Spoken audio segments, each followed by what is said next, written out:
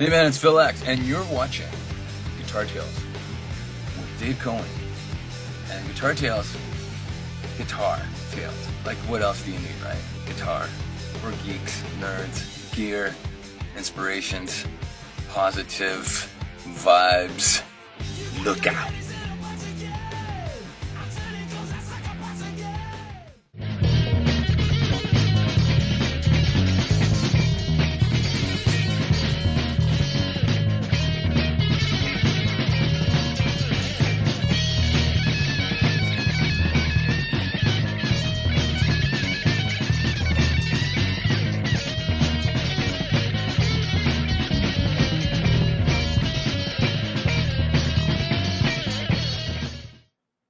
So our guest would have to fly over the pond to enjoy the most amazing, delectable baked goods in the wonderful Asbury Park by our sponsor, Confections of a Rock Star.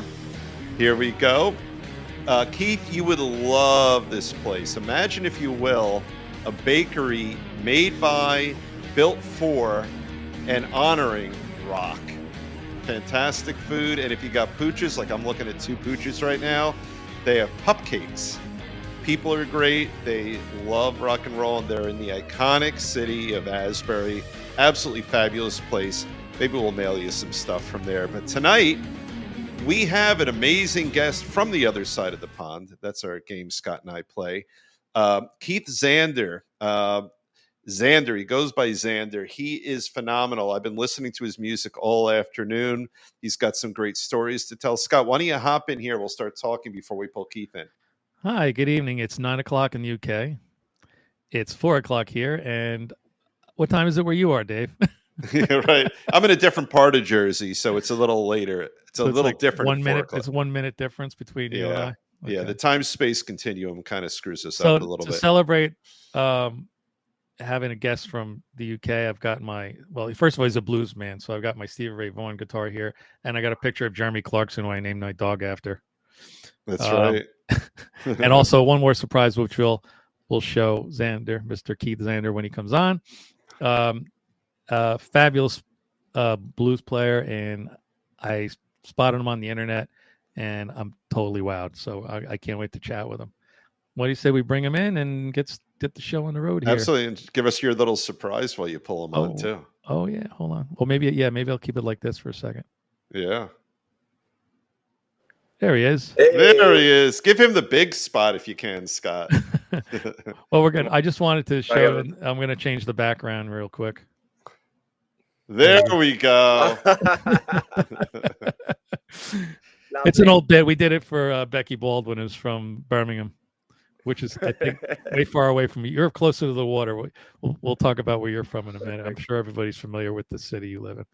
There we are. Give him the spotlight. That's right. You deserve the better picture than us. Well, thank you so much. Oh, I love that. Scott's so good at all that stuff. Thank you for joining us. Oh, it's a pleasure. Thanks for having me. Are you sure he's not in my room next door here hanging out with my dogs? The connection's so great. It really is. And, so the full name of your band is Xander and the Peace Pirates, right? All right. Yes, we'll get to his pirate apparatus there yes, at some point. I am a pirate. Xander and the Peace Pirates, yes. Let's put a little QR there we go. There we go. So the bad news for our interview is that you'll be getting really bad British accents from Scott and I periodically. Oh, I'll behave myself. I cannot wait. I want to hear more. All right. Maybe he should do an American accent. We'll do the British accents and screw everything. Right. Okay, man. Cool. Hey, man. We're already having fun. This is great. Yeah. It's funny when we don't really do pre-interviews here, but we just chat a little bit, and you just exude such good energy. I got to tell you, like you came on as soon as so Scott and I always log on absurdly early, so we're just chatting it up, and you pop on and just big smile, positive energy. Yeah. Goes a long way. Yeah. Well, I've faced death many times, so that's good. Yeah, we're gonna get into your backstory there, which is I would imagine very interesting. Yeah. Aside from the music part, we're also here to talk about music and life itself. Very deep.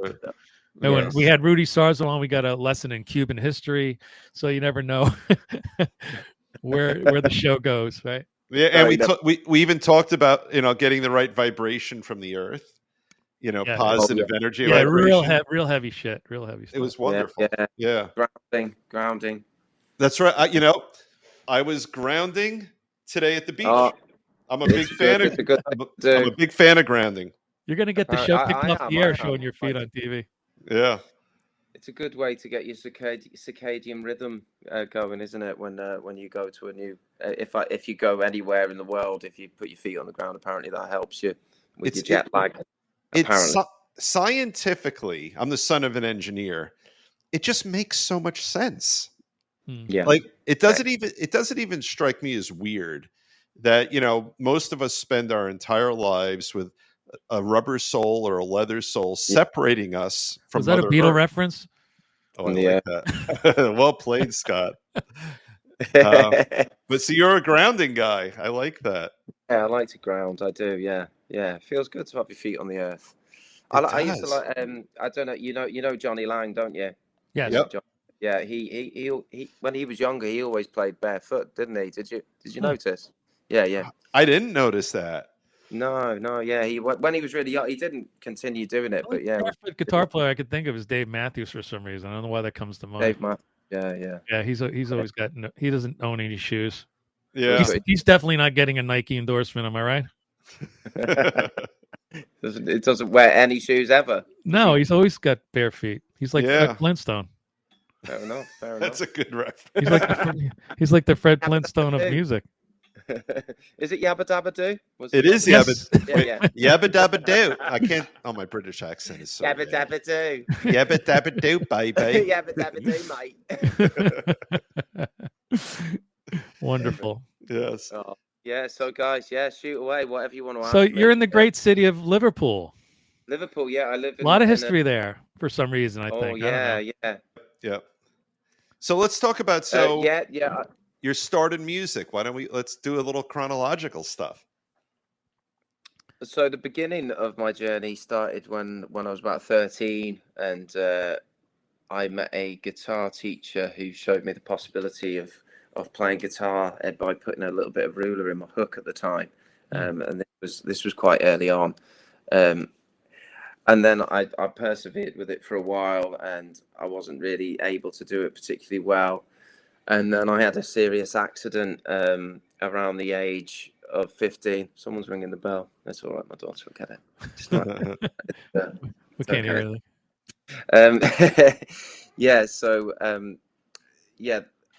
I had a serious accident where I impaled myself on a fence post. I ruptured my spleen, collapsed. Oh, no. Collapsed my lungs, lost loads of blood. I think it was something like 4 or 5 pints of blood, more than you can, more than you should be able to lose, really, without dying. Wow. I support, and then I had a big recovery from that after being sewn up. I've got a big scar here.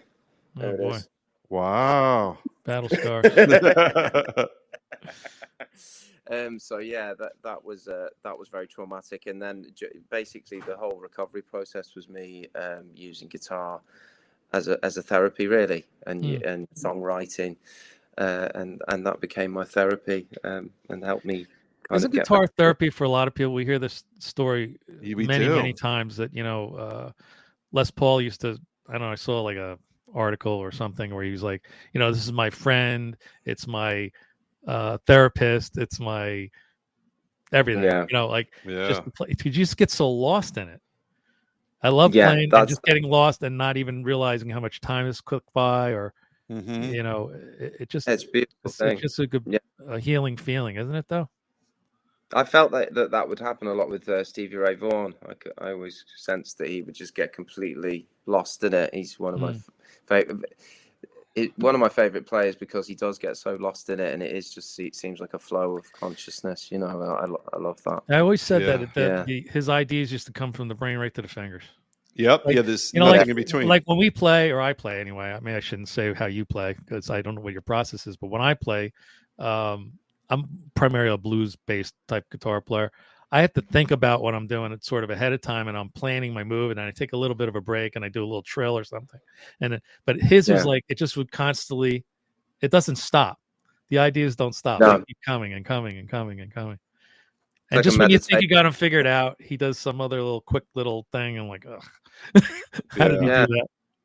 Yeah, it's almost as if he's I think it's called flow state, isn't it? I think athletes have spoken about it, and there's some information, more and more information coming about this flow state, where basically you're just so present that you're not even thinking about what you're doing anymore. There's just a flow, a natural flow to it, and I think that happens with a lot of musicians.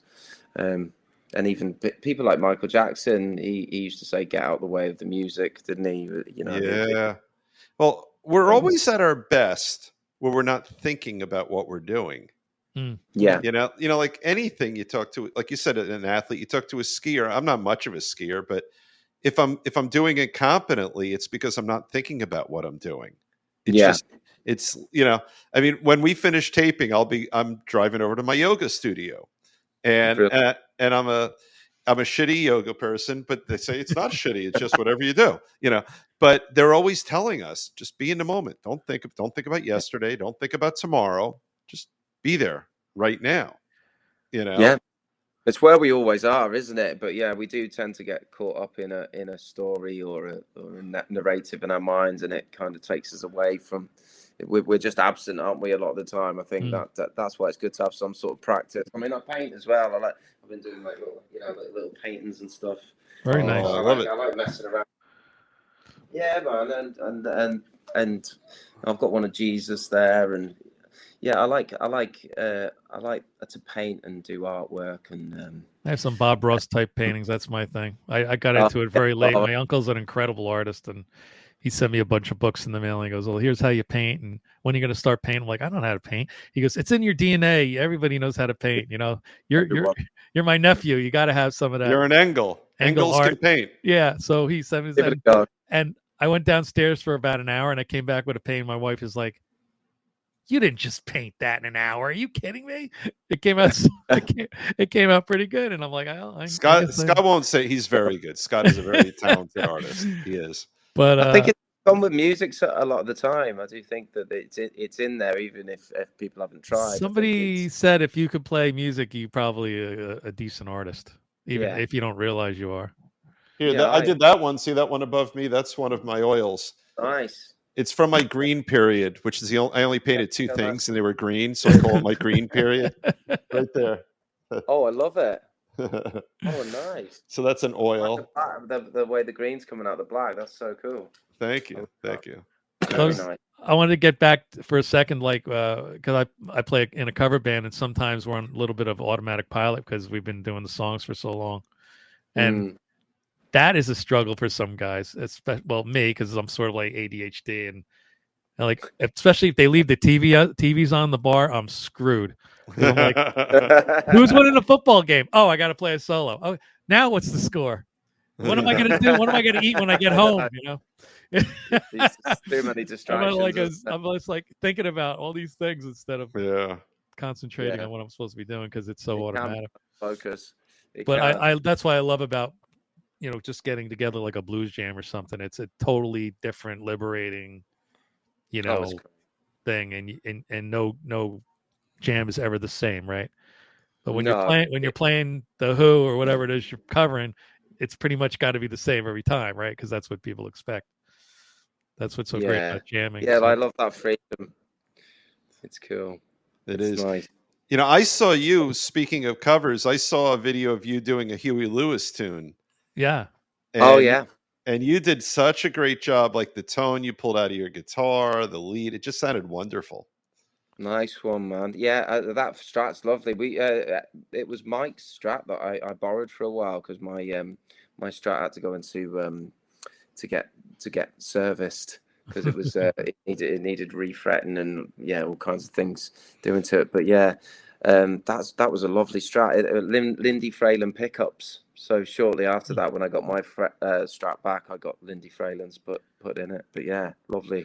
So what's the deal with those pickups? Are they sort of higher output type pickups, or Yeah, they're just like high output, a bit it's sort of slightly sort of a bit like the Texas Specials, but okay, that's what better. I assume that they might be, yeah, like sort of like Texas Specials are. Yeah, that kind of tone, yeah. But it's yeah, what a sound. I love Strats and tellies, and I haven't got a telly. I did used to have a telly, but unfortunately I sold it. It was a lovely candy apple red one that I was very Ooh. Well, selling, but like the loves of our lives, sometimes our guitars pass through our lives, don't they? They really do. And like, oh, I should have held on to that one. yeah. She was so great. Or he I, had was, Yeah. I always complain I had a 68 Fender Coronado with a floating bridge that I sold for like $20. ugh. Oh, Yeah. It Yeah. happens. Yeah. but yeah, it happens. Yeah, I was a bit regretful of that, but never mind.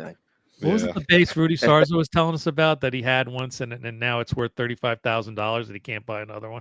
He did say that. Yeah. Well, when he bought it in '68, it was dirt cheap, and then he was like, "Yeah, I think I'll pick up another one of those," and it was 35 grand. He's like, "Oh, forget that." Wow. Man, yeah. You had a non-strat in one of the videos. It almost looked like a destroyer-ish kind of guitar. Oh, that's a beautiful. Yeah, that's a beautiful guitar. It's a Daniels guitar made by a guy called Darren, and yeah, he came to one of our gigs and asked us to try them out, and then he's given us these guitars on long-term loan, and it's called a Pugilist 59. I haven't got it with me, unfortunately. I left it in the rehearsal studio, but it's a beautiful guitar. It grabbed my attention, and I don't have a still of it right in front of me, but I was watching your video and I thought that is just a good looking guitar, and it sounded great too. But Yeah, the look, it's more of a compressed destroyer, right? Like the top to bottom isn't quite as wide. exactly. Yeah.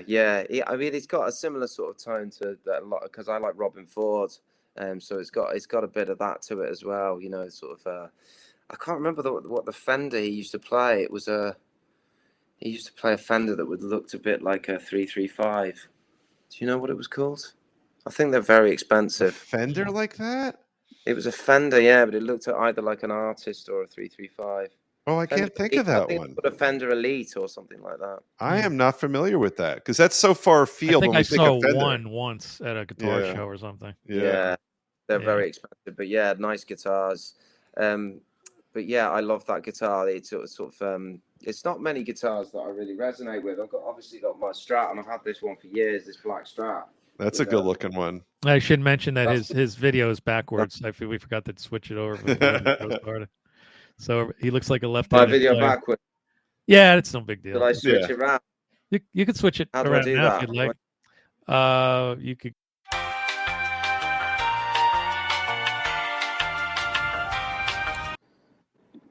There you go. Hey, Whoa. Oh, you're my kind of guest. he almost broke the record for fixing it right away. I was really worried when Ace Frehley's video is backwards. I'm like, there's no way he's going to be able to. But he did. He figured it out. He got it. Well, he's a technical guy. We He learned. is. Yeah, we figured out after we did the interview that he knows how to use a soldering gun and everything. Yeah. I just bought a guitar I'm trying to make smoke and shoot flames out of for Halloween. I'm working on that. I used to be a magician years ago when I was a teenager before I discovered women. And so I'm still in all these clubs and different things and magicians chit-chatting about back and forth. Anyway. I love that. My dad was a magician. Is that right? Oh, wow. Small world. Let me show you this book. I've got to show you this book. Yeah. You never know, Dave. You never know. You never know. What's gonna resonate with our guests? Yeah. This book is from the 1800s and it's typewritten, and it's from the Psychic Research Company. And it's my god, is that a leather-bound cover? It's got mind reading in it. It's got hypnosis. It's got it claims. I mean, it's just unbelievable. It's what it claims that the potential that we can reach is unbelievable. Yeah, but yeah, I won't go too deeply into it. But that's fascinating. Check it. It's called something called Zoism, the last chapter, and it claims to be the the true teachings of Jesus and why he could do the things he could do, and it could take you through all these. I mean, I haven't practiced it, obviously. That's neat stuff. Well, Yeah, you know, listen, we've had heavy metal guys on here practicing witchcraft, so anything's possible. yeah. Well, I'm an Yes, Edgar but Cayce. Are you an Edgar Cayce guy? Look at it, I mean, Oh, that's Edgar Cayce, fascinating stuff. Yeah. Oh yeah, I'm a big fan of is his. it? Yeah, he's the most well-documented clairvoyant ever, literally. Hmm. You know, incredible. Yeah. All that stuff is, it's. I knew you were going to say yes to that question. I knew it. You probably are a believer in antediluvian culture, pre-flood culture, before Noah's flood, when we used to have civilizations. Well, if he's not, he's going to write it down and look it up after. Oh yeah. Oh wow. There's a guy that I was listening to a little while back called Alex Collier, and he talks about being in contact with Andromedans, and some of the stuff he talks about is just. I mean, he seems so matter of fact about it. If usually you can tell when someone's lying. I don't know. There's something about they touch their nose, or there's something. Yeah. They look like I'm a good guy. Oh, sorry. But you can. I think you can tell, can't you? Yeah, you can. You can. Absolutely. This guy, check him out, Alex Collier, and talks about Andromedans and what's going on Earth and all this kind of stuff. But yeah, I mean, I'm not a conspiracy theorist, so I wouldn't go down that road. But there's definitely things going on that we don't understand. Yeah, I'm a firm believer in that kind of stuff. And you have on your side of the pond, you have Graham Hancock. Graham Hancock, yes, yeah. He talks all about that stuff with his British accent and all that I can't do. The DMT experience. Have you looked into any of that stuff? No, I've been interested in doing a sweat hut, but I think I'm too old. I think I'll probably die if I did that. But I've been very intrigued by it. Do die in those sweat huts, or an isolation tank. I've always been intrigued by those that. Those are pretty cool. Yeah, my sister did that once. She said it was really neat. Yeah, you're sort of just floating there. No sensory input at all. Yeah, kind of weird. Like pure meditation. They've got one in Liverpool, here in Liverpool. We've got some float tanks. Yeah, I haven't tried it yet, but apparently it's an amazing experience. You know what'll happen to me? I'll get water in my ear and I'll have an double inner ear infection or something. That's what'll happen. But I got my smoking guitar. I didn't finish telling you my story. I got the smoking guitar idea by watching Penn and Teller. And on the Penn and Teller Foolish show, which is here in the United States, probably a broadcast overseas as well. They had this magician Shin Lin who does a lot of tricks with smoke and stuff. So he had this smoke coming out of his hands, and I went, I wonder what that apparatus is, and can I put it in my guitar and make it smoke? And the answer is yes. So yeah. So if you look up magic tricks, smoking magic trick, kids, you can make your guitar smoke like Ace Frehley. Oh, that's pretty cool. Wow. And shoot fire. Yeah. Which I'm working on now with trying not to burn the house down. It's just way too hot here in New Jersey to test out firing the guns outside. It's been like it's been a bit like winter. Well, not winter, but like kind of like autumn here. It's strange. Oh, really? Yeah. I mean, today's been nice and warm, but yeah, it's been strange weather. Lots of rain and quite autumny. Really strange. Yeah, the strangers. We've been in a massive heat wave here in the eastern United States for what, Dave, like 4 or 5 weeks now? I think it's like 3 years. Like 3 years, yeah. Yeah. Extremely warm. Yeah. I cancel my lawn service because I'm paying hundreds of dollars to put chemicals on my lawn and it's just hay. Right. That's all it is. So what am I doing? It's not going to happen. See, the thing is, to make grass grow, you need water. I found out. Help. And I didn't even read that on the internet. I figured it all out by myself. You've got no sprinklers. Have you got sprinklers now? Oh no, that's for rich people like Dave. Yeah. So anyway, I just have rocks. I don't even have a lawn. Yeah, Dave tore up the lawn, put the rocks down. Yeah. Do you both play? Do you both play guitar? There's a caveat to that. I'll answer it. Go ahead. I play. Scott plays really well. I'm a hacker. He's a real guitar player. Scott, do you teach Dave bits, licks, and stuff like that? No, I used to teach years ago a little bit, just to friends and stuff, but nothing serious. Yeah. I'm a self-taught guitar player and singer and all that. Oh, Sir awesome. Paul and I have a lot in common. I never took a lesson a day in my life, but it's a hard road to learn everything from scratch on your own, without the internet as your guide. As a little bit easier these days. Yeah. Oh, there's so much available now. It's crazy, isn't it? But to listen to records and cassettes and stuff, and then screwing up countless VCRs, I figured out how to play. Same. Enough to be in a band, I guess you could say. Yeah, that's pretty much my journey. It wasn't until I went to college, actually, I got some lessons off a jazzy guy with an amazing wig that kind of just sort of like wobble on his head. Very serious, intense guy, yeah. Trevor Owen. He was really good, a good teacher. Did you say Trevor Rabin? Trevor Owen, his name was. Oh, I thought you took lessons from Trevor Rabin. No. Trevor Rabin doesn't have a wig, does he? He might. The world may never know. Yeah. You never know. So you're in college, you're getting more serious at that point about guitar, right?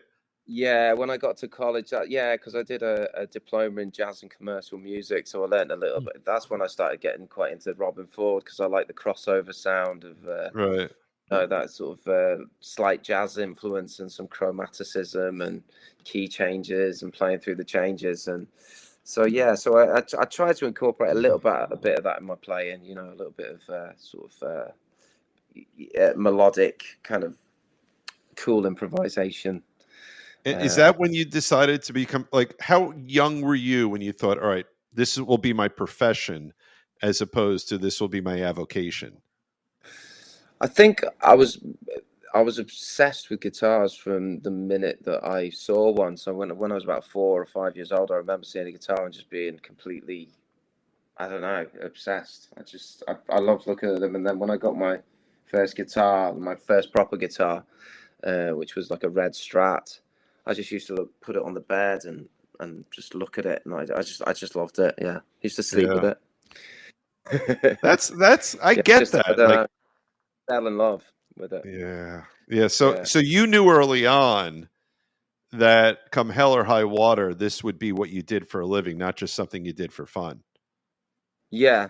I mean, I toyed with architecture. I did architecture for a while, but I just got bored, and I was just thinking about music while I was sitting in this office, drawing nice pictures of buildings and plans. But yeah, I just it wasn't for me. And the music just seemed to just keep calling me. I think it chooses you, music. I'm not sure. Yeah.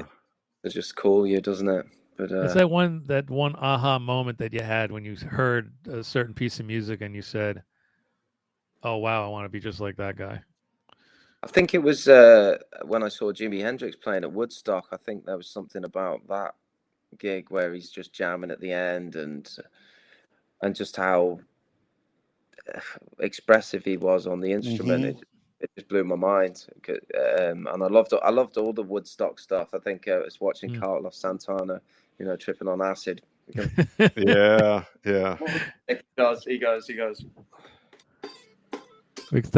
Those buck teeth come out, and he's kicking ass. Yeah. Yeah, we found out later the whole band was like on acid or something. I can't even remember what the hell it is. I don't know. I don't know. I know, but speaking of acid, I can't wait to hear this segue. Yeah. Ladies and gentlemen. No. So I think Jimmy put hits of blotter inside of his headband so that it would slowly leach into his skin, and that's how he did his acid when he played, I think. It was something like that, wasn't it? Yeah. If only there was something on the computer or your phone where you could look it up. I mean, I can look it up. The World Wide Web, that crazy thing? Yeah. But I think that... How did Jimmy take acid? Yeah, I think he did. He took liquid. He took it liquid, didn't he? He was taking extreme amounts. He was, yeah. And that might have just been one of his delivery systems. But yeah. But he's a guy like, what you and Scott were talking about. If a sound entered his head, it exited his guitar, and there was nothing in between. Way to put it, yeah, like it. There was nothing. There was no regulator. It just he thought it. We heard it. Yeah. Similar to Stevie Ray Vaughan. I mean, they get likened to each other, don't they? But I think do. Because obviously they both play the Strats and they have a similar tone, but they're not really alike. But they're the same. It's that Well, same flow, isn't it? Yeah. Stevie was never really trippy like No. Jimmy was. He was sort of more literal Yeah. and more, rockabilly-ish and Yeah. Yeah. you Real know. Texas blues. It's a completely different thing, really. I mean, there's an interview where someone asks him, doesn't it? Do you, uh, what do you think of Jimi Hendrix? And he goes, well, I think he says something like, well, I'm me, and that's Jimi Hendrix. Yeah. Oh, Yeah. Jimmy wasn't funky he was able to be funky, but he wasn't really funky like Stevie was. No, Yeah. I think we talked about this on another blues show, and the guest made a good point. I think it was Anthony Gomes who said that he might have used the Hendrix stuff in his act, right? And because it was done so well, Third Rock from the Sun, of course, from Massive Blank here. I'm going to edit this out. Oh, keep it in. Buddha Child. So he did those songs so well that he became sort of synonymous with the Eddie. Oh my goodness, Jimi Hendrix. Eddie's a whole other story. Yeah. So did you say Jimi Hendrix? Jimi Hendrix, yeah. Yeah. He kind of got forever sort of connected to Jimi Hendrix until he found his own voice. Yeah. And his own voice, yeah. I mean, there's clearly an influence there, isn't there? But they're both unique in their own right, aren't they? But when you look at video of young Jimi Hendrix, you just go, he's just so original. Yeah. Like if you listen to guitar music before Jimi Hendrix, you kind of, even if you get the really great guitar heroes of the day, if you look at an old Les Paul video, he's not doing anything like Jimi Hendrix. It's not even anywhere near, right? It's a completely different way to play guitar. Yeah, completely. Yeah. I also, one of my other favorite guitarists growing up early on, I loved Gary Moore. I thought Gary Moore was such a passionate player. I loved Gary Moore. Yeah, he was a big influence as well. I like when he went sort of exclusively blues, towards the end there. It was sort of like heavy metal blues or something. It was pretty unique. That's beautiful. And what was the Blues for Greenie that he did? The Peter Green, because he played Peter Green's old guitar for a while, didn't he? Is that right? He did. Yeah, for a while. And he went Les Paul instead of Stratty. I mean, he had played Strats in the past, but then pretty much he was just all about the Les Paul. Really, really loud heavy metal. Because I knew Albert Collins, and Albert did a couple of concerts with him or a couple of videos, and he goes, his guitar was so impossibly loud, he could hardly hear himself, and he just said he's a rock blues aficionado. But he played so loudly that just touching a guitar would even make Albert go, "Oh my God, you gonna play that thing? How can you tame it?" Right? Like we were talking about another show. I saw an interview with Clapton talking about Stevie Ray Vaughan and saying, it was basically unbearable. It was so loud, but then eventually got used to it, and then obviously he could actually listen to it and was blown away. But yeah. But I think what the volume thing, it's more about driving the valves, isn't it? I think there's this sort of belief that it sounds better. Are you a traditionalist? What am I trying to say? I'm having trouble on my mouth today. Pork chops and applesauce. Yeah. It's like the Brady Bunch in here. So are you playing tube stuff, old school stuff? Did you go Kemper? I mean, or modeling? I've tried Kemper. We actually used Kemper on some of the recordings that we did. So on Order Out of Chaos, the most recent album, we used Kemper quite a lot on that, and modelled all kinds of different amps. But the main amp that I use live is 2 Rock. I like 2 Rock. So so that's what I'm using at the moment. If you got a bunch of stomp boxes and all that stuff, or you so I got a box of Rock and a Tone King sort of pedal that Mike built, our other guitarist. It's based on a Tone King pedal, So yeah, that's they're both really nice, and I use the Tone King more as a slight boost, a crunch boost, and then the Box of Rock as a sort of like more of a So pretty basic by just most basic. standards, I guess, right? Yeah.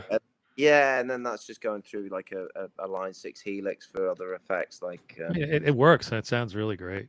yeah, It but really does. yeah. So just delays and rotary type sounds and choruses and some big because I do a lot of the big swept chords for the choruses with big loads of reverb and stuff. Right. And all that. And Yeah, are you a single coil or a humbucker kind of guy, or just whatever the situation requires? whatever the situation requires, exactly. Yeah. So sometimes I'll just feel to play this. It just feels more natural to play it on different songs, the Strat, and then others I'll play the Pugilist, which is kind of. I don't remember the Pugilist super well, except for the body shape, but in the back of my head, it's a P90-ish guitar. Am I wrong about that? Are the pickups something like that, or were they not? They're that humbuckers, but Oh, they are. Okay. yeah, they are humbuckers, but it does look a bit like, I know what you mean. They look kind of aged. Yeah, they were sort of squared off, and Yeah. I was looking at the body, not at those, but it sort of looks like the kind of guitar you would throw a P90 on, you know? Oh yeah, I think a few. He did have ones with a similar shape, with P90s on. They were really nice as well. Yeah, they And sound good. there was one a green one that I tried out that I really liked. There's some P90s. But it could mix between single coil and nice. Yeah, man. So but yeah, check out Daniel's guitars. They're brilliant. Oh, such a gorgeous guitar. Drop a link or a picture on the post-production side. Is there anything you need to do to your guitar with your style playing and your arm the way it is? Do you need heavier strings, or do you have to have the action high or anything like that? Do you have to make any alterations to accommodate yourself? Not really. No. I play just as you would with two hands. Really, I'm just playing. This is how I'm playing. I can give you a little. Yeah. Let's hear a little. I'm just playing literally just like normal, but just with a pick in a hook and.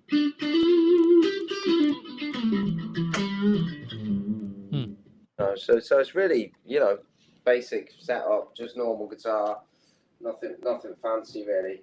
I mean, I would like to experiment more with being able to alternate my picking, because a lot of what I do is downstroke. So I do struggle with the alternating the picking because I don't have a wrist, but I can do it. Right.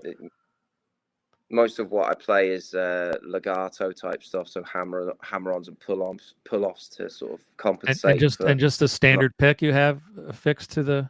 Yeah, just a standard sort of Jim Dunlop pick. Yeah. So yeah, it's just real basic. And you sort of like came up with all this on your own, just try to. Yeah, that's just how it all. Yeah, it just sort of happened quite organically, really. I didn't really overthink it. It just whatever felt right. And obviously once I've got the pick at the right angle, and it's hitting the strings nicely, and I can get quite a lot of feel into it. Right. It's all coming from within anyway. I don't think it's really so much about how many arms you have so much, but yeah, it helps to have at least one. Yeah, really. But then I've seen people play with their feet. There's some. That's astonishing. There's some impressive stuff going on in this world. So yeah, very, very impressive. Yeah, and it's the music that really caught my attention, honestly. Yeah, which is important.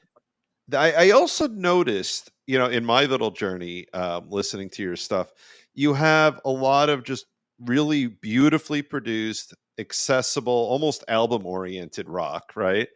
And then you have this killer blues stuff going on, and I love how wide a breadth of influences and product, musical product you have.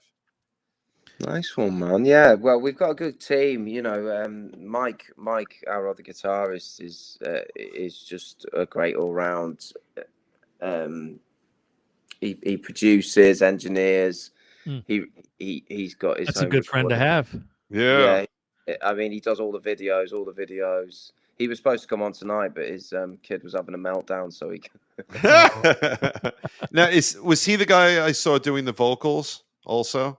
Yeah, he sings backing vocals and plays slide. He's a brilliant slide player. So similar, a bit of Dwayne Allman and Derek Trucks in there, and Yeah.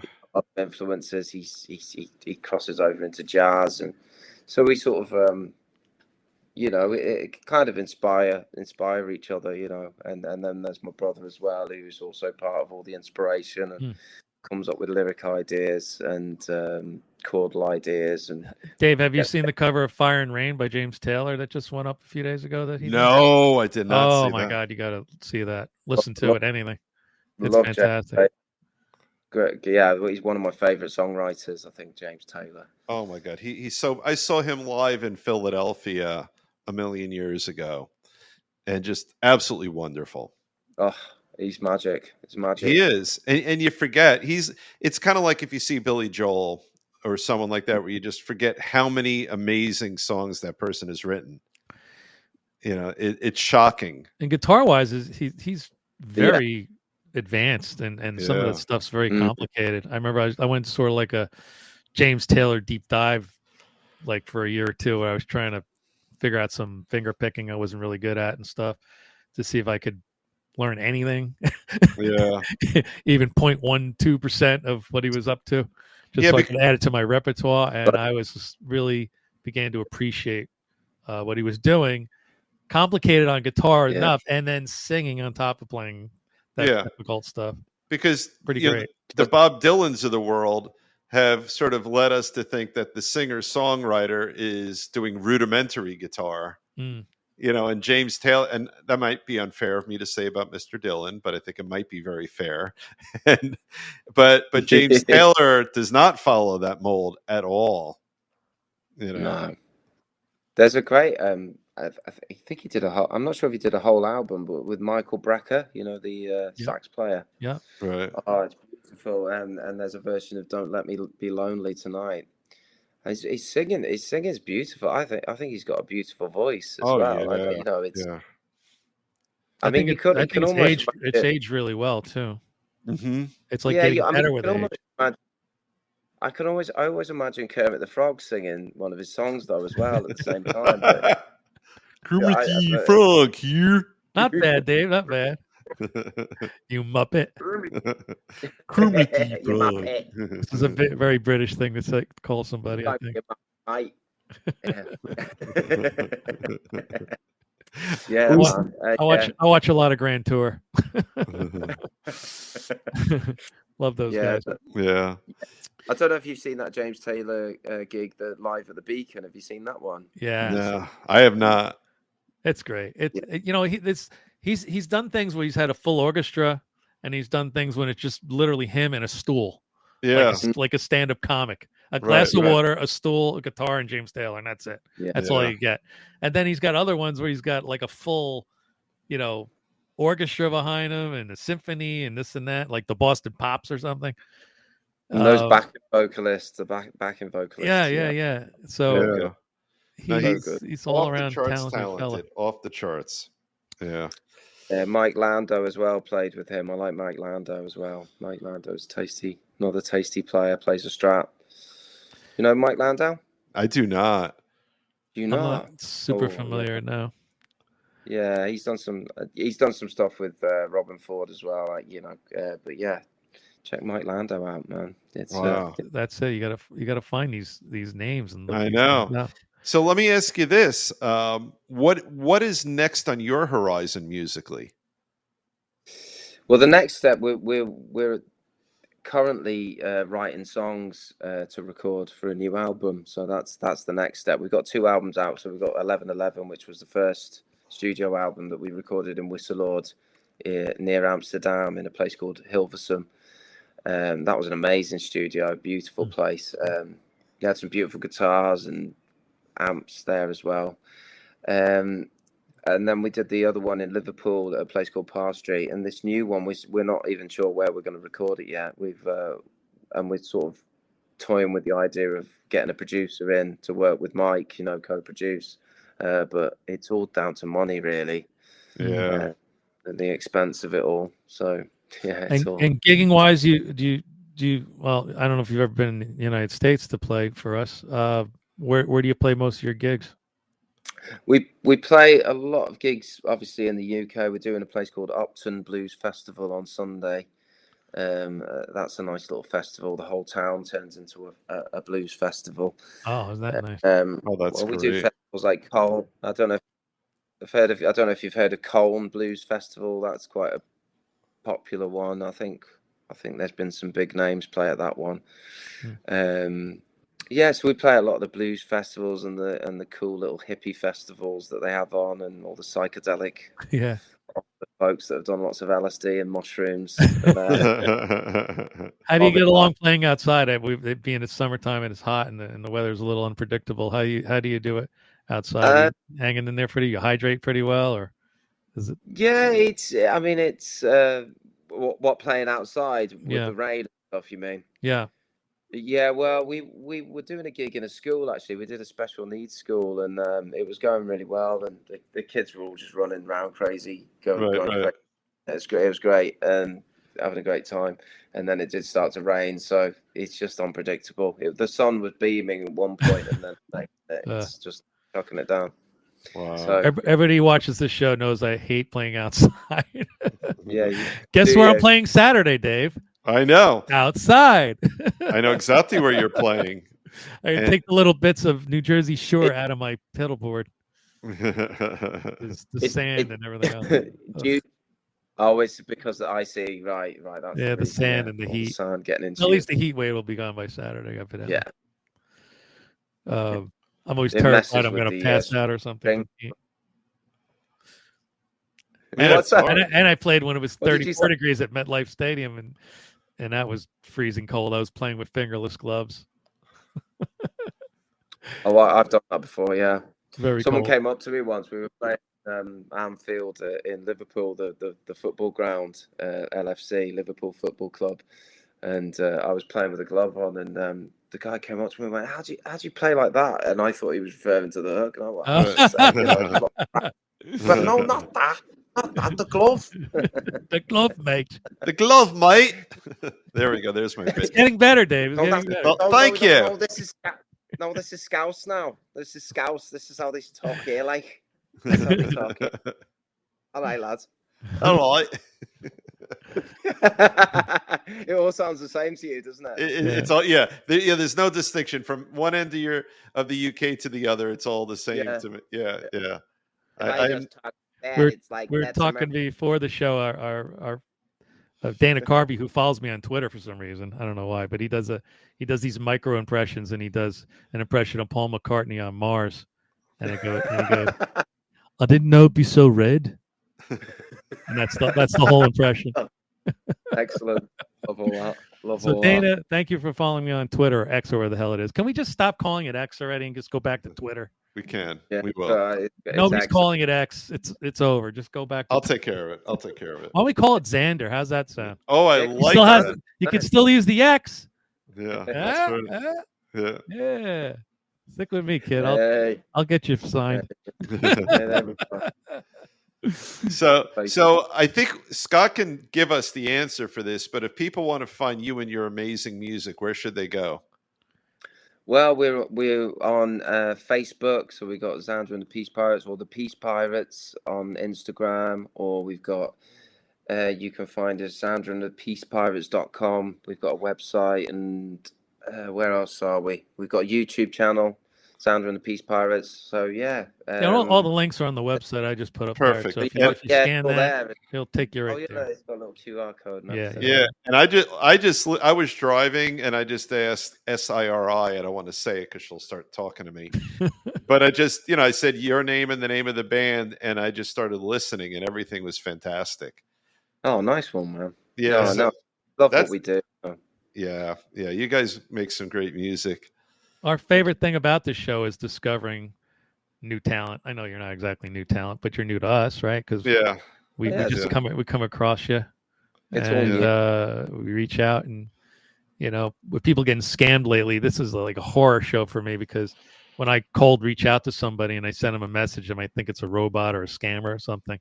Well, you are, Scott. And friends of ours got scammed very badly to say, they were, come on the Joe Rogan show. Here's the link. You just click this link, and here I am sending links and emails, and I'm like, this could be a nightmare. Please believe me, I'm a real person. So thank Stu for me, who's my liaison between you and the show, to get you on. She's a good one. It's a shame he couldn't come on. He's a funny chap. He amuse you. He's got a very deep voice. Oh, I like that. It's great. It's great. Yeah, he plays acoustic in the band, and we've been writing. It all started with us, me and my brother Stu. So that's how it all started off. We started off being Xander and the Smoke Pockets, because we were smoking weed at the time. There you go. And there was this thing where like a little bit of smoke puffed up my mouth. And I was like, what's that? And we started calling it a smoke pocket. So we were Xander from the Smoke. I like that name. That's a good name. Well, the name of my cover band is called the Smoking Jackets, so maybe we could do a collaboration, if you will. Kind of collaboration. Yeah. Thank you, Dave. Yeah. Dave, why don't I just move my mouth and you put the words in it, because I'm a dodo brain today. I don't know what the hell's going on. That's all right. It's usually me. So I've been on vacation all week. I probably have Dame Bramage. Yeah, you've probably got that. Yeah. I caught that, Scott. That was good. Thank you. Yeah. Well, this was wonderful. Awesome. Yeah. And as is always the case, we're over 50 minutes, and it felt like it was 5. Yeah. Just like that. Yeah, guys, it's lovely to chat to you. You've got great energy, guys. You're good, very positive. I mean, as are you. I find this with a lot of Americans, though, especially. They're very positive, uplifting spirits. We have to be. You have to be. Yeah, of course you do. Yeah, it's a nightmare over there. People are taking shots at our leaders over here.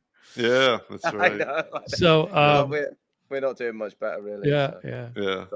So I have another cool QR code, especially for this show, which is a new feature here at the Restream Noise Network Studios. I want to tell you that we have a new mug for sale. Looks like this. I just bought my first. Has "Life is short, buy the guitar," and on the other side it has the Guitar Tales logo. Let me see that. So there's the logo on that side, and on this side you got "Life is short." Oh, lovely. Guitar. And this is the two guitars cross the Strat and the Les Paul, but there's one just for Strat guys, one for Les Paul guys, and we're gonna do a bass guitar one because I promised Rudy Sarzo I would do that. And yeah, it's a really they really came out nice. So you can order those from a merch store. A bunch of other things are there too, shirts and hoodies and this and that. And you can buy the show theme for 99 cents. Dave's dying to sell a 99-cent. Yeah, it's my song. I wrote it. I play on it. I co-wrote it, and no one has ever bought it. Nobody has bought it. Please, somebody spend 99 cents so I can say that I've sold my music. Yeah, it's Dave's garage band, and they recorded it on a Tascam 4-track or something, and we use that. Fostex. So that we won't, we don't have to pay royalties. Or do I? Do I owe you a bunch of money for using that song every week? You might. If you can send us a backing track, we'll do a little demo. And my song "Man Overboard," which I came in third place. Yeah, Scott's song is a good song. Yeah. Which I just had remastered with AI, and it came out much better for some reason somehow. Oh, as a goof, I ran an old Tascam recording through an AI thing, and the song sounds like 4% better than it did before. There you go. The AI stuff's incredible, isn't it? Yeah, it's a whole nother. Yeah. Whole nother thing. Mind blowing. I think it's both amazing and kind of terrifying. Yeah.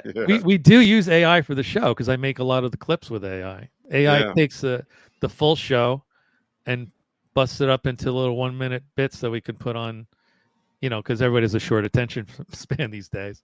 And so it picks the best content from the show, which used to take me hours to isolate, me screwing up talking and different funny bits like that, or something interesting that Dave says, or Dave drinking water. At least I didn't gurgle like I usually do. Is there any AI? I don't know whether there's any AI programs that do lead guitar. Is there anything like that? No, but you can write songs with AI. It takes about 3 minutes. Yeah. You just type in what you want the song to be about, what kind of style, and in a few minutes you get a whole song. I was blowing up Dave's phone. We were talking about this a couple of shows ago with Dave. Dave burnt himself cooking. And I made up. Well, the AI made up a whole blues song about him burning his nose, which I did. Yeah, it's ridiculous. Yeah. You burn your nose. Yeah. How did you burn your nose? So I could do the flip. You know, if I'm pan frying something, and I thought it would be really tasty if I use lots of olive oil and lots of butter. And it didn't occur to me that when you flip it and it comes down, it might splash. And it splashed me right in the face. Sorry to laugh at it, yeah. Oh no, self-inflicted wound. Right in the splash zone. Yep. I burned my wrist on a frying pan yesterday. I don't know what's going on around here with this show. Look at that. Yeah, like that is pretty bad. Looks like I tried to do myself in. Yeah. But I could still play the guitar. Can't talk, but I could play the guitar still. There you go. You've been on vacation. Yeah. That's right. So why don't we, to end the show, let's bring in our friends Ryan Spencer Cook and Jeremy Asbrock, who been supporting Ace Frehley in his summer tour. They did a little funny video for us before their show at Mohegan Sun, and that's how I'll wrap up the show. Anything else, fellas? Nope, but this is wonderful. Thank you so much. Oh, guys, it's an absolute pleasure. Thank you so much for having us on. It's been a joy. Oh, same here. I'll be in touch with Stu, and the show is ready to drop, and it's all edited and pretty, and I cut out all the stupid things I said tonight. Oh, don't worry about it. I like the stupid things you say. I might leave it in. I usually don't edit it. I just take it as it is. It proves that we're not AI, that we're real people. That's right, damn it. Burn themselves on stoves and play guitar. Yeah. Good night, everybody. Good night. Ryan, Jeremy, take us out. Good night, Gracie. Hey, everybody. Hey, what's up? Jeremy here. Ryan here. And where are we, Jeremy? We are in Mohegan Sun in Lucasville, Connecticut. And surrounding communities. So we're here to tell you we're having a great show tonight. We're going to have a great show tonight. Wait. Who do we play with? Ace Frehley. We play with Ace Frehley. We do play with Ace Frehley. And we're here to tell you to go watch Guitar Tales with Dave Cohen. Our favorite show. We love it. We've been on there. It's a good time. Those guys are good. A lawyer and a pharmacist. You know what that means? They got way more money than us. They sure do. Don't be in a band. Be a pharmacist or a lawyer. We love you guys. Bye. See ya.